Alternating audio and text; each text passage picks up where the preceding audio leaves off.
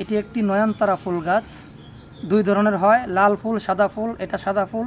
এটা খুবই কার্যকরী, ডায়াবেটিসের রোগের জন্য খুবই কার্যকরী একটা ভেষজ, আল্লাহ পাকের দান। সকালবেলায় 2টি বা 3টি পাতা চিবায়ে খেতে হবে। রাত্রিবেলায় ঘুমের পূর্বে 2টি বা 3টি পাতা চিবায়ে খেতে হবে। এভাবে খেতে থাকলে কিছুদিন গেলে ইনশাআল্লাহ 15-20 দিনের মতো খাইলে ডায়াবেটিস অনেক কমে আসবে। আপনারা ট্রাই করবেন, ভালো থাকবেন। এটি একটি নয়নতারা ফুল গাছ। দুই ধরনের হয়, লাল ফুল, সাদা ফুল। এটা সাদা ফুল। এটা খুবই কার্যকরী, ডায়াবেটিসের রোগের জন্য খুবই কার্যকরী একটা ভেষজ, আল্লাহ পাকের দান।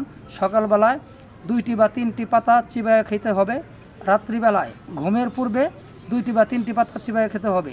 এভাবে খেতে থাকলে কিছুদিন গেলে ইনশাআল্লাহ 15-20 দিনের মতো খাইলে ডায়াবেটিস অনেক কমে আসবে। আপনারা ট্রাই করবেন, ভালো থাকবেন।